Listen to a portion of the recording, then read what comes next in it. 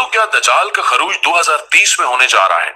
एक यहूदी रब्बी का दावे के साथ कहना है कि उसके ख्वाब के मुताबिक दज्जाल का इस दुनिया पर खरूज का वक्त काफी करीब है, जबकि रब्बी की इस बात ने पूरी दुनिया में तहलका मचा दिया है और लोगों के ज़हनों में सबसे बड़ा सवाल ये गर्दिश कर रहा है कि क्या हम आखिरी दौर में जी रहे हैं। तो आज की इस वीडियो में हम यही डिस्कस करने जा रहे हैं कि यहूदी रब्बी ने ख्वाब में क्या देखा, क्या यहूदी रब्बियों का दज्जाल के साथ राब्ता है, हदीस के मुताबिक ये कैसा होगा और इसके बारे में क्या फरमाया गया।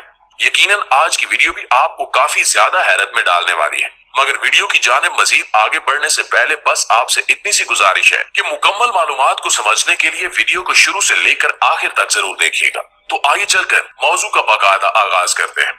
नाज़रीन ग्रामी, अगर देखा जाए तो यहूदियों की जानिब से आए दिन खास तौर पर दज्जाल के बारे में कोई न कोई ऐसा बयान सामने आता रहता है जिसे जानने के बाद कुछ लोग इनका मजाक उड़ाते हैं तो कुछ लोग सोच में पड़ जाते हैं।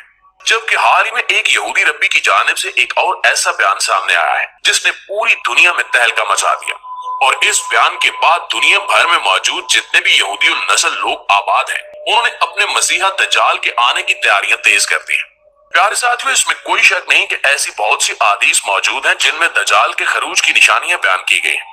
हजरत इमरान बिन हुसैन रजी अल्लाह ताला अन्हु फरमाते हैं कि मैंने रसूलुल्लाह सल्लल्लाहु अलैहि वसल्लम को फरमाते सुना कि आदम अलैहिस्सलाम की पैदाइश से लेकर कयामत तक दज्जाल से बड़ा और कोई फितना मौजूद नहीं। इसी तरह हजरत हुज़ैफा रजी अल्लाह ताला अन्हु से रिवायत है कि रसूल पाक सल्लल्लाहु अलैहि वसल्लम ने फरमाया कि दज्जाल बाईं आंख से काना होगा, उसके जिस्म पर काफी घने बाल होंगे, जबकि उसके साथ उसकी जन्नत और दोजख भी होगी। लेकिन जो उसे जन्नत नजर आएगी हकीकत में वो इसकी दोजख होगी, और जो इसे दोजख नजर आएगी वो इसकी जन्नत होगी। लिहाजा वो अपने जिस शख्स को भी जन्नत बख्शेगा वो दोज़खी होगा, और जिसे वो दोजख बख्शेगा वो जन्नती होगा।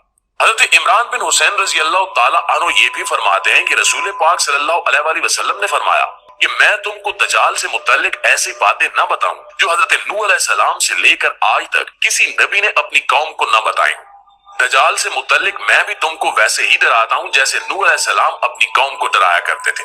जो शख्स दज्जाल की खबर सुनेगा उसे चाहिए कि वो उससे दूर रहे। एक और रिवायत में आता है कि रसूलुल्लाह सल्लल्लाहु अलैहि वसल्लम ने फरमाया कि मैंने दज्जाल से मुतल्लिक कुछ तफसीलात तुम लोगों से बयान की, लेकिन मुझे खतरा है कि तुम पूरी तरह समझ नहीं सकोगे। देखो, दज्जाल का कद ठीक ना होगा, उसके दोनों पैर टेढ़े होंगे, बाल घुंघराले होंगे, एक आंख ना तो ऊपर को उभरी होगी ना ही अंदर धंसी होगी। इस वक्त दुनिया के तमाम मज़ाहिब में दज्जाल का जिक्र मिलता है। इस्लाम में तो इसे फितना करार दिया गया, लेकिन यहूदी दज्जाल को अपना मसीहा मानते हैं। इनका मानना है कि वो हमारा बादशाह होगा और इसके खरूज के बाद वो पूरी दुनिया पर हुक्मरानी करेगा। इसी वजह से यहूदी दज्जाल से मुतल्लिक आए दिन कोई न कोई अजीबो गरीब बयान देते रहते हैं। हाल ही में एक यहूदी जोसेफ नामी रब्बी का बयान सामने आया है। इसका कहना है कि उसे ख्वाब में आकर खुद दज्जाल ने खबर सुनाई है कि उसका खरूज 2030 के करीब होगा, जबकि इस बयान के बाद इस रब्बी को तमाम यहूदियों की जानिब से काफी अहमियत मिलना भी शुरू हो चुकी है। वो काफी खुशी के साथ ये कहते दिखाई दे रहे हैं कि अब बहुत जल्द हमारा मसीहा आने वाला है, जो आने के बाद न सिर्फ पूरी दुनिया का हुक्मरान होगा बल्कि यहूदियों के अलावा तमाम मज़ाहिब के मानने वाले लोगों को अपना गुलाम भी बना लेगा। यानी कि इसके जाहिर होने के बाद दुनिया पर सिर्फ यहूदियों का ही राज चलेगा, कोई दूसरा बड़ा हुक्मरान इनके हुक्म की खिलाफ वर्जी नहीं कर सकेगा। नाज़रीन गिरामी, दरअसल जोसेफ ने ख्वाब बयान करते हुए बताया है कि उसने देखा एक बहुत बड़े कद का शख्स बहुत बड़ी सल्तनत पर हुकूमत कर रहा है।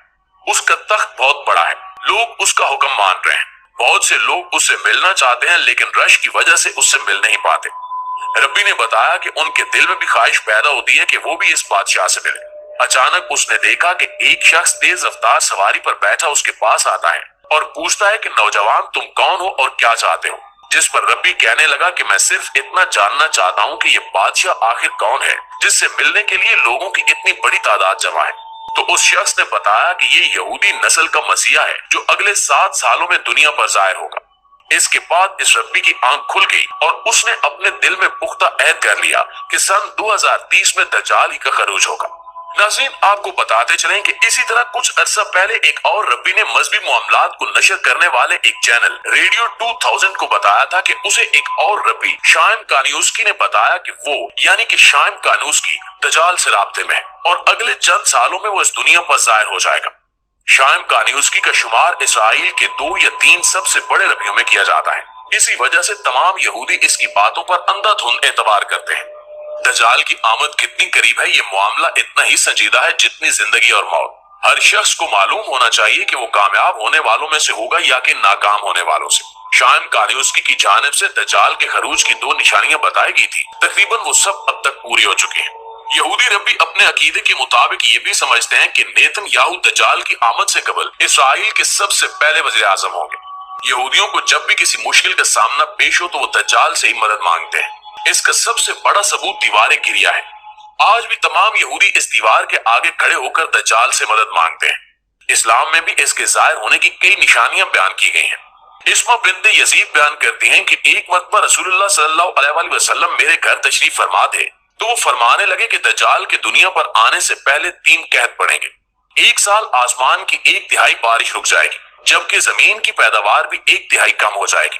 दूसरे साल आसमान की 2/3 बारिश रुक जाएगी और जमीन की पैदावार भी 2/3 कम हो जाएगी, जबकि तीसरे साल आसमान से बारिश बिल्कुल नहीं बरसेगी और जमीन की पैदावार बिल्कुल खत्म हो जाएगी। यहाँ तक कि जमीन पर जितने भी हैवानात होंगे वो सब हलाक हो जाएंगे। दज्जाल के बारे में ये भी कहा जाता है कि वो अपने आप को ताकतवर जाहिर करने के लिए लोगों से झूठ बोलेगा और उन्हें अपनी झूठी बातों से बहकाने की कोशिश करेगा।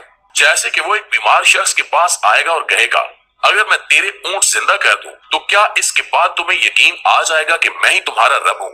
वो शख्स कहेगा कि हाँ जरूर। इसके बाद दज्जाल खुद ही एक ऊंट की सूरत धार कर उसके सामने आएगा और कहेगा कि देखो तुम्हारा ऊंट जिंदा कर दिया।